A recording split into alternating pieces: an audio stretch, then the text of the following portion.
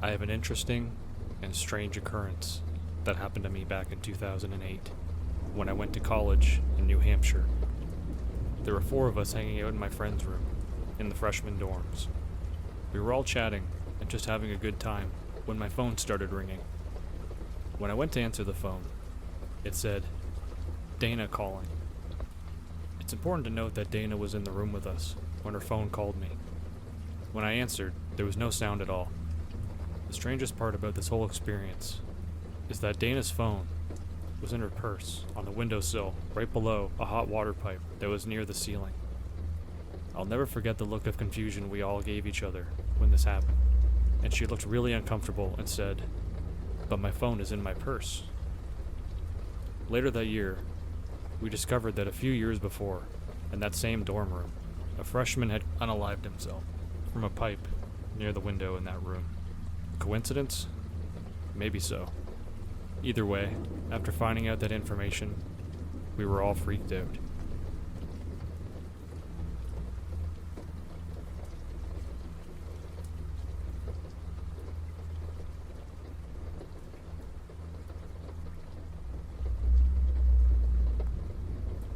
When my daughter was about 3 or so, we lived in this older double-wide trailer.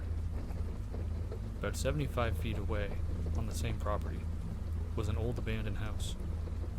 I could see it from my bedroom window, and it always creeped me out at night. I actually decided to explore the house one day, and there was some old furniture that had been left, and one of the bedroom's floors had fallen in. No one had lived in it for a very long time. Whenever I was there, I felt like I was being watched. My daughter had been outside playing in the yard. She came in and told me she had been talking to some kids in the yard. No other kids live in the area. She said, "They told me that their daddy killed them, and their mama, and went to jail." As I said before, my daughter was around 3 or 4. She didn't watch any crime shows or anything like that.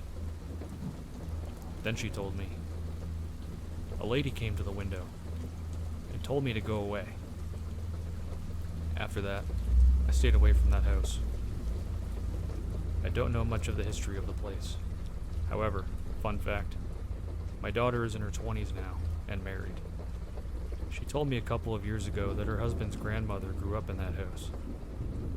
Sadly, the grandmother is 90 and has dementia, so I'm not sure how much she remembers. My daughter and son-in-law are her caretakers, so maybe one day they can ask her to see if she can tell them anything.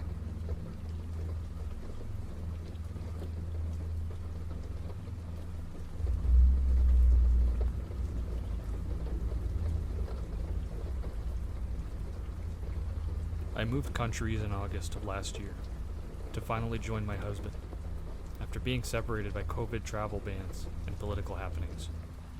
Since I arrived, some increasingly creepy things have been happening. It started small. Social media accounts being hacked, mail going missing from the mailbox, the occasional strange sounds outside at night. Since then, it's escalated to a level neither of us could ever have fathomed. Someone who looks strikingly like my abusive ex, but isn't, because we've been no contact for a decade, and he lives on the other side of the world, not even in the country I came from, hanging around outside. And someone who looks strikingly like my husband's late father, whose death affects him immensely to this day, following him in a car similar to the one his dad drove. Social services receiving anonymous calls about our daughter, using my full government name with my middle name, which not many people know. Strange phone calls, including maniacal laughter, and someone playing animal sounds on the phone, only for the phone number to suddenly not exist when we, or the service provider, try to look into it. Since December, things have really veered into feeling like an episode of Pretty Little Liars. My husband has showed up to work, only to be told that he'd already called to book the day off. My mother-in-law has received bizarre phone calls, saying my husband owes someone money, which isn't true. And even friends who know nothing about the situation have reported strange happenings. The scariest incident so far involved an old man we'll call Shakir, because he had a very similar name of Arabic origin. To clarify, I live in a European country where this kind of name is very unusual. I first encountered Shakir when walking to the bus stop, after meeting my friend for coffee, in the town center. I noticed him staring at me, checking his phone, as if checking that I was the right person, then starting to follow me. He followed me onto the bus, then all the way home, eventually peering through the glass panel on the front door of the building I live in, because I managed to get in and lock him out. My neighbor, who is active military personnel, was outside in the garden, so I told him that someone followed me home and was at the door. He went out and chased the man off, noting that he didn't speak much of the native language, but did appear to know my name and the name of another man living in the building. He told my neighbor that he was here to visit another neighbor, by name. After my neighbor didn't allow him in, he left. But 5 minutes later, my neighbor's phone rang from an unknown number. He answered, and the person on the other end said, "It's Shakir. Just wanted to say hello." And that's how we know his name. But there was no way for him to have mine, and definitely no way for him to have my neighbor's number. We called the police, but they were unable to trace Shakir. We know that Shakir himself isn't the stalker, because he was too obvious and haphazard compared to everything else, but believe that he may have been sent either to follow me and messed it up, or to intimidate me, which honestly kind of worked.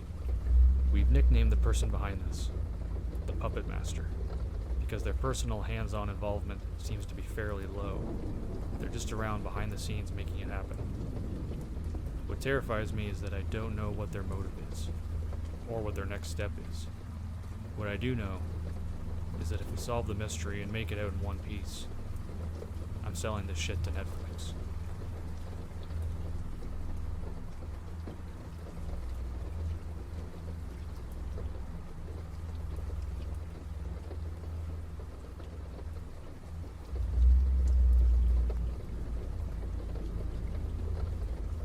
At my university, there's a castle just off campus that is home to a secret society.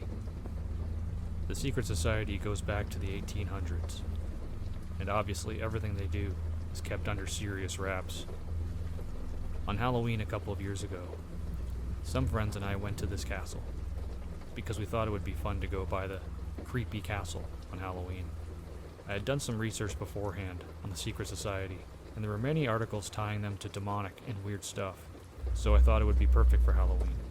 Anyways, the road to the castle is at the end of a residential street, and you have to walk on a gravel path into the woods to get to it. As we were walking up to the castle, we heard a woman let out the most blood-curdling scream I've ever heard. At that moment, we all ran back to the residential road. Most of the people we were with decided to head back to campus because they were seriously freaked out, but a few of us stayed. We walked back over to the castle, and this time, we noticed people standing on top of the castle with black hooded robes. Once we noticed them, they immediately started throwing rocks at us. At that point, we decided to leave, but as we made our way down the path, we heard what sounded like Latin chanting coming from the castle. When we made it back to the actual road, we saw some other students who came from the woods behind the castle. They mentioned that they also heard the woman scream, and that they were also just as freaked out as us. As we're talking, we hear the sound of a little boy yelling, "Help," and then again, "Someone, please help." It was coming from the direction of the castle, so we decided to go back, because obviously this kid needed help. When we got there, we noticed that the amount of hooded figures had doubled, and they were all looking at us from the roof of the castle. We stood there for a few minutes, just staring at them. But we just decided it was best to leave, because they had already shown hostility. This experience honestly shook me, but I thought, maybe it's just a Halloween prank. But the more I started thinking about it, I realized I wasn't so sure. We were out there for about 2 hours, and our group and the other group of students were the only ones out there the whole time. Why would they come up with some elaborate scheme for only 10 people? And how could I explain the screaming woman and kid if it was just a prank? I know it sounds far-fetched, but I think something really happened that night. There's more details I could share, and other strange things happened, but I'm curious if y'all think I'm crazy for believing that it could have been something more than just a Halloween prank. Could this have been some kind of sacrifice or demonic ritual?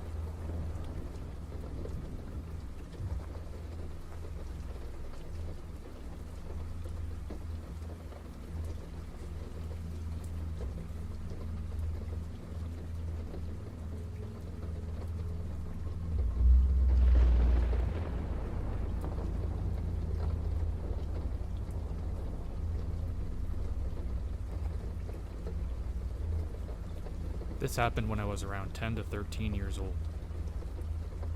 I don't remember exactly how old I was. I'm 24 years old as of now. It is so weird that it stuck with me. I was sitting at a train station with my mom. We were waiting for a train. Nothing unusual. I was reading a magazine about H2O. I loved the movie H2O, Just Add Water, when I was little. So I was reading a magazine about it, or at least one that had some information about it. I remember reading about how long their tail was. It was about 16 centimeters long. Then I gave that magazine to my mom. She read it and gave it back to me. Then, this is where it gets weird. That number, the length of their tail, changed in front of my eyes. Now it was 14 centimeters long. I literally saw it changing in front of my eyes. The original number was there. Then it got blurry. And then it was a smaller number. I asked my mom, because she literally looked at it seconds before, what the number was. And she said that it was 16 centimeters, the original number. I showed her that now it was different. She also thought it said 16 centimeters. This was 11 to 14 years ago. I don't even remember what I ate for breakfast a few days ago. Why would I remember a specific number that I saw so long ago? The only reason why I remember it is because of that weird situation with the number changing in front of my eyes. I only told one person about it, other than my mom. And of course, he looked like he didn't believe me. And didn't even say anything, just changed the topic. I don't care if you don't believe me. I know what I saw. I just wonder if any of you have had similar experiences. I also don't believe in simulation theory, but that was weird.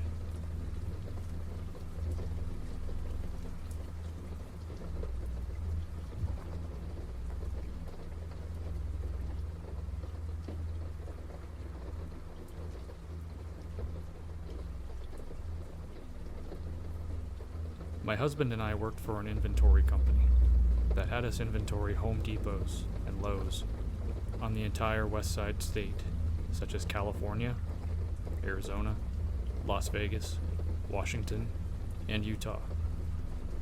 For context, we would be driving in teams of 3 vans, and our bosses would fly out to the city that we were going to be inventorying. Another piece to add to our team, that contained mine and my husband's, was my husband's brother and girlfriend. When we got sent to Vegas for the second time, we were placed in a hotel that was very sketchy, like the kind you see in horror films.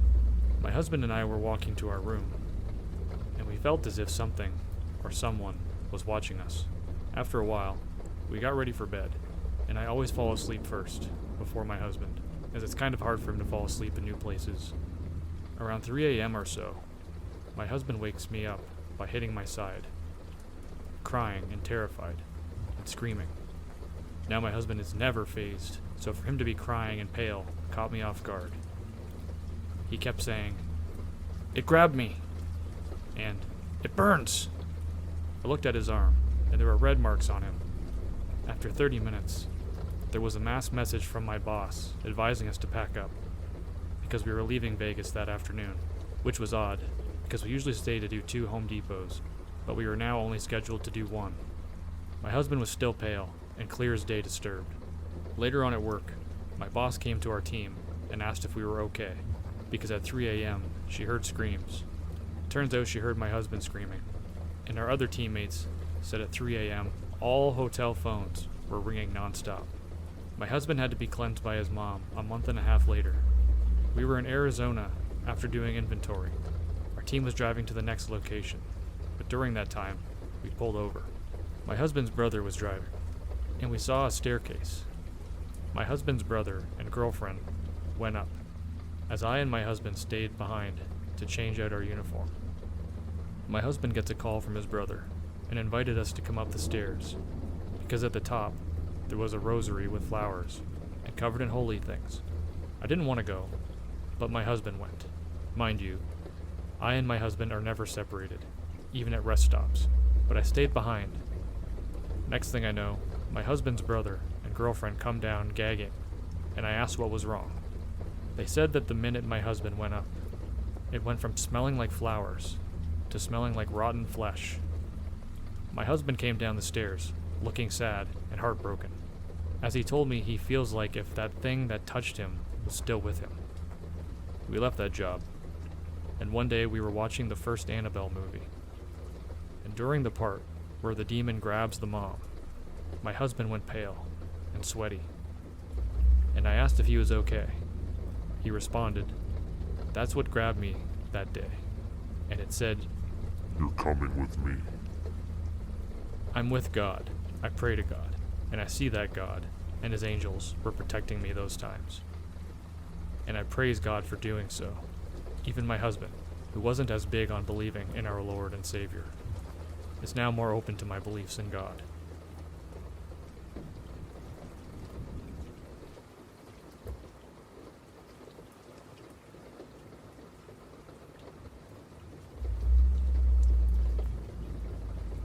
I woke up the other morning, pretty pissed. A letter about code enforcement from the county, bitching about my yard. The land has grown steep in parts, and in my attempt to mitigate damage done by previous owners, I ended up with a mound of debris that likes to grow weeds as well. I called them. "Take down the weeds," they say. They will work with me on the debris. I cannot seem to keep a string trimmer. I am less affluent than my neighbors, and can only seem to afford weaker electric ones, and their batteries, or really any part of them, dies within the year. So I decided to look into unconventional methods, and I found I might take up scything. I did a lot of research, romanticized the idea of restoring a 100-year-old American scythe, like the men doing so on YouTube. I immediately, late at night, searched up anybody selling some, locally on Facebook Marketplace. A man was selling two, for very cheap, very nearby. I messaged him and worked out the purchase. I fell asleep, thinking of restoring the old instrument. I felt calm. In my dream, I was bowing before 3 figures. One, a female, who was peeling a fruit that looked like a honeycomb, full of red droplets of blood. One, a naked male, with what looked like a Viking helmet, and a long, golden horn in one hand. The last figure I could not make out. Just a scuffy, charcoal-like image on the edge of a shadow. I wept when I saw the second figure, begging him to interject on my behalf. I seemed to have entered the dream mid-conversation. The 2 other figures looked to him, the woman looking on me, with an almost dotting expression of pity. The shadowy figure seemed to be whispering to them both in a language I did not know. Both the helmeted man and the woman nodded to it. The woman looked on me with a charitable sort of smile. "You will have to give some token of your appreciation later," she says. Then there is a conversation I still do not remember, and I wake up. I forgot the dream. I am 34. I have several children. My 2 older kids want to go get the scythes with me. We hop in the car, and I drive around, getting tools to use in the restoration. The man lives in a remote part of the next county over. It takes a while to find his house. He is waiting in his driveway. When I pull up, I immediately start feeling dread. I can't figure out why. He seems like a nice guy, yet I feel something is off. I do some meditative breathing and calm down. I get out. He tells me where he got them, and we talk a little bit. As soon as I pick up and hold one, I feel a brief moment of shock, like in my legs and arms. I insist on ignoring the stupid feelings. I dismiss it as me being reclusive and not feeling social today. After putting the scythes in the hatch of the van, I come around to the driver's side and stop dead. The man is standing there with a piece of paper in his hand. It's a $1 million question, he says. It's some kind of religious pamphlet on a fake $1 million bill.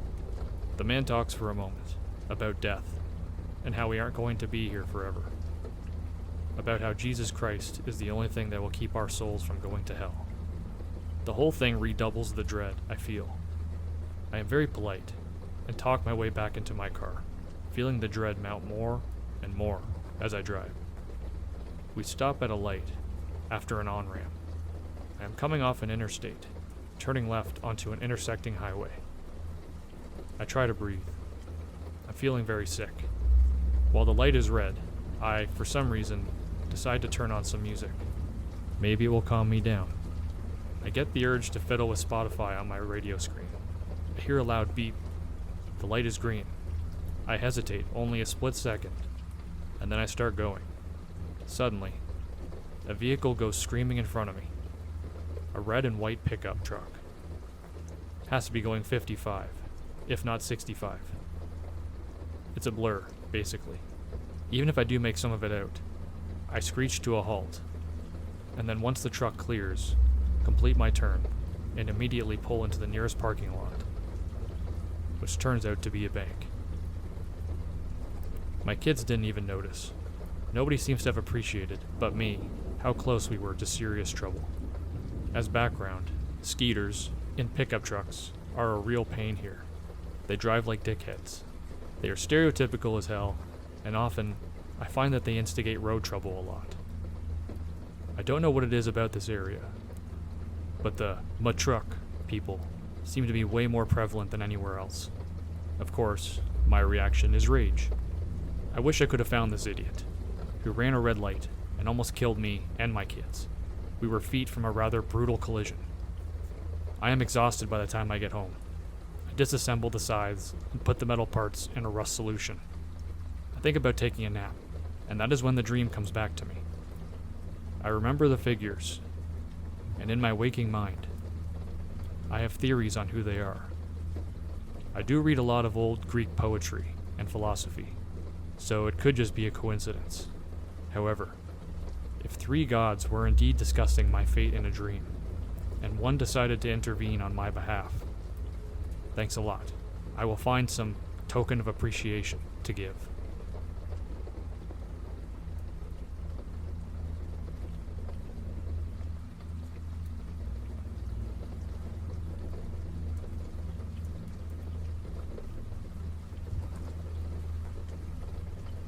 Hello. I am an 18-year-old female who just graduated high school. Me, my mom, and my 14-year-old sister moved in with my grandma a week after my dad and my grandfather died. Anyways, we moved in about a month ago. My grandma lives on a very rural dirt road that's easy to miss, that goes for miles. The closest neighbors live about 5 miles away. Recently, I've started to notice something standing at the edge of the woods. I got the bedroom that faces the woods, and there's a window right above my bed. The thing is hard to see, and it only shows up at night. It will faintly scream at random hours of the night. It's unnaturally pale. It looks almost human, but it's so unnatural looking. I don't know how to explain it. I brought it up to my mom and grandma, but they brushed it off as my mind playing tricks on me. I would have agreed if my sister hadn't come into my room that night, complaining about a weird faint screaming noise. I went outside to see what it was, after trying to brush it off for 2 weeks. As I get closer to the screaming, it became weaker. I know this part is going to sound fake, but I swear, I could have saw a humanoid tall figure staring at me from a distance. My only protection was my 3-year-old Italian Mastiff and my iron bat. I ran back as fast as I could, and I could hear it chasing after me, or so I thought. When I got inside, I looked at where I just spotted the thing, and it was still there. It definitely wasn't human.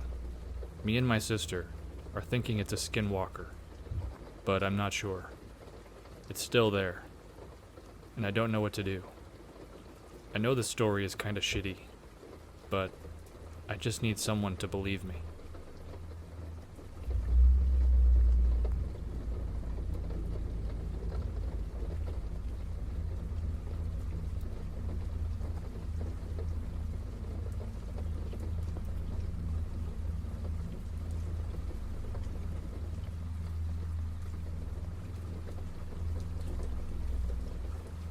I'd like to preface this story by stating that most of this I don't really have much memory of, because I was very young at the time.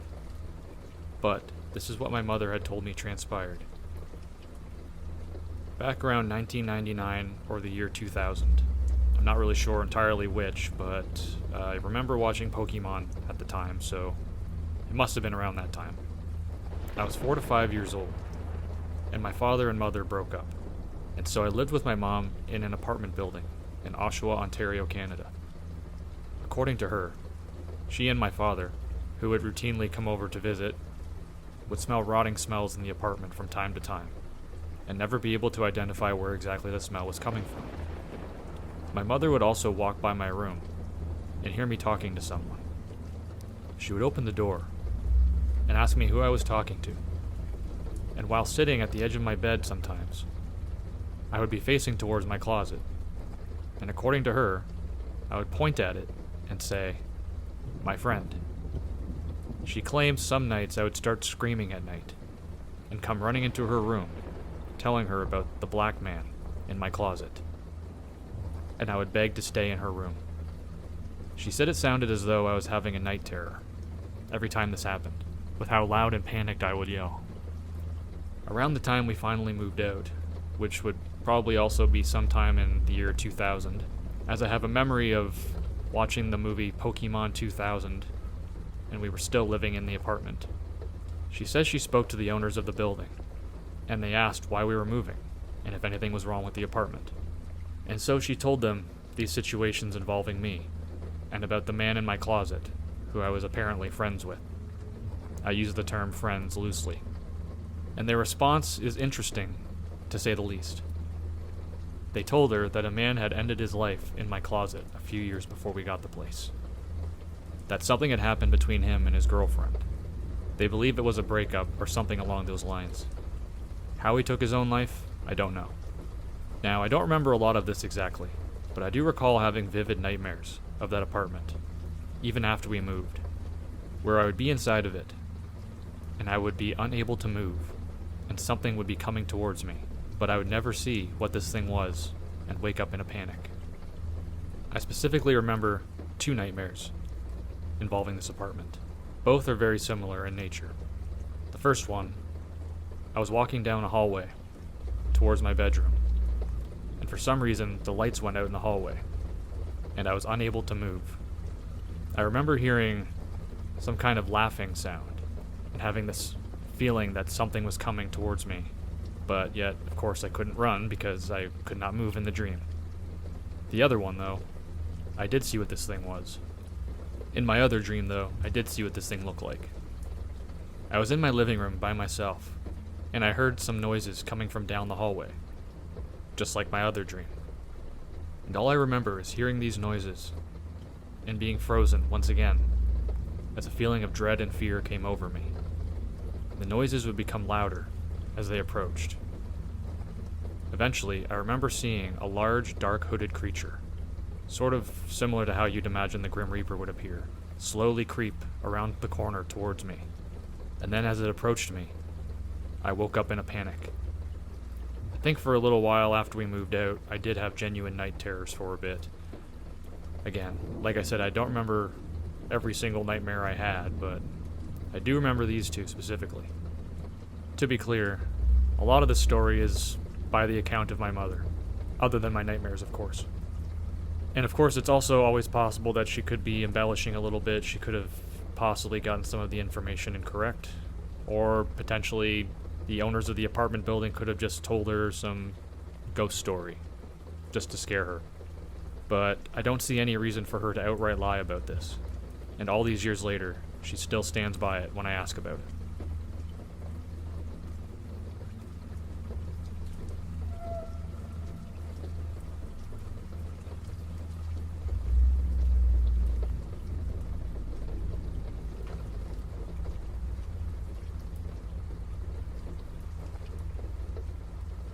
Hello.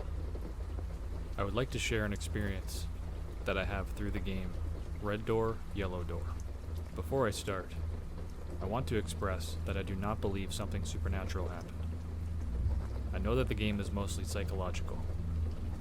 Lastly, I share this experience because I would love to hear other experiences from this game. So, I tried the game with my friend at my home. We sat on my bed. She started saying, red door, yellow door, white door, multiple times. I tried to imagine some doors, and then suddenly, I started having a very clear image of my surroundings in my mind. So basically, what I started seeing was a dark brick hallway, and in front of me were 3 doors. A brown door on my right, a yellow one in front of me, and a red one on my left. She asked me what I saw, and I started explaining the room to her. She asked which door I want to open, and I told her that I would like to open the brown door on my right. So after that, I went to the brown door and opened it. At first I saw nothing. It was just black. But shortly after, I saw a little far away a bench with a street light next to it, and a man sitting on it. The man had a long wizard hat, and he was sitting as though something was bothering him, or he was just thinking. The man seemed to wear normal clothes, like a t-shirt or a jacket, and pants. But for some reason, he also had his wizard hat on. He had his one elbow on his leg, and his hand on his head. Anyways, when I saw this, I just couldn't think anything, and immediately started feeling very uncomfortable with the vibe. After 1 minute, I think I just closed the door and didn't tell anything to my friend. I felt like I didn't want to tell her what I saw due to how uncomfortable I felt. Eventually, she pressured me to tell her, and when I finally told her, she got a little mad, and she had every right, because it is very important to tell everything to the guide person. After I told her that, I went to open the yellow door, and I saw nothing. The same with the red door. When I told her that the 2 doors led to nothing, she told me to turn around and see what is behind me. I did, and what I saw was the same dark brick hallway, but this time, it led to 2 directions, left and right. In the middle wall was a light above, but the weird feeling is that the light only lit the right direction. The left direction was just black, as if there was an invisible wall that didn't let the light pass. When I described to her what I saw, she asked me where I want to go, and I explained to her that I wanted to go to the right because the left one didn't let the light be bright, and I was scared to see what was in there. So I walked and went to the right direction. After I turned my head to see what was there, I saw the same hallway with 2 directions and a light in the middle of the wall, but this time there was a tall man standing there. I couldn't see his face because he was looking down and had his hood on, since he was wearing something like a gray hoodie jacket. His hand was fisted, as if he was about to fight me.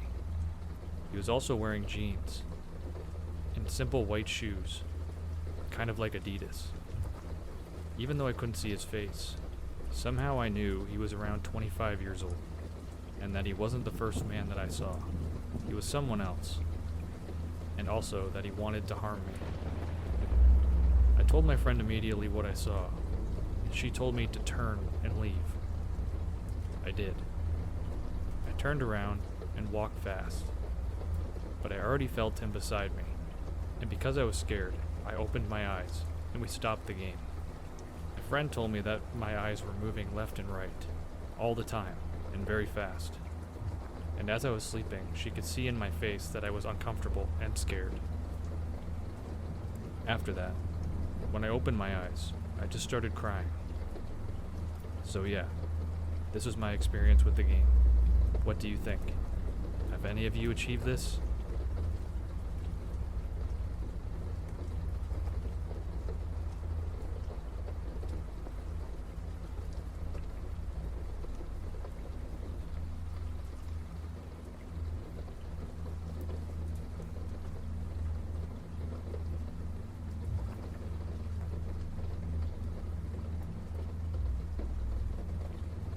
My homie and I were going on a quick little night walk.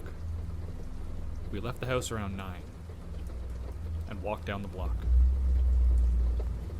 FYI, I live in a suburban safe neighborhood. While walking down the road, a white minivan flashes its bright lights at our backs. My buddy said he wanted to get by because we were in the middle of the street. So we moved to the sidewalk and sat on the curb to talk. The next thing we knew, they pulled around to come back by us, and my buddy saw 2 people in the car. At this point, we didn't think much of it, and we continued walking down the road they came from, the second time. We then see a lady walking directly towards us in the street, who appeared to be on the phone with someone. Keep in mind, this street is being constructed and is unoccupied. As we made it next to her, she stopped and looked at us, and acted as if she was looking around. As we passed her, she walked back the same direction she came from to follow us. Keep in mind she is on a call with someone still. My buddy kept telling me to look, but I didn't want to make it obvious. Next thing we knew, the white minivan drove back by us slowly, and the man in the driver's seat turned his head a full 180, and we locked eyes as he went by. My stomach filled with the worst feeling of dread. I had a gut feeling that something was seriously wrong. On edge, my buddy and I make an agreement that if we saw him again, we'd run. My buddy then saw headlights as the minivan turned around to come back down the street towards us. We both fucking bolted to the first street with occupied houses. My buddy was a bit behind me, because he had stuff in his pockets. He saw the van turn towards the street we ran down to follow us. We panicked and hid behind a car in a driveway. The van then slowly drove by us, going east, clearly searching for someone. He passed us, and at this point, we were walking down the street when we saw him turn around to come back down the street again. So we ended up sprinting a few houses down to a different driveway to hide behind a truck. We then knew that this was very serious, and we both had our knives ready for the worst case scenario. As the van slowly drove past us again, we booked it down the road he came from and ran home. We are now home and safe, but we were both on edge. We didn't know if we should have called the cops or not, but I'm glad we're back safe.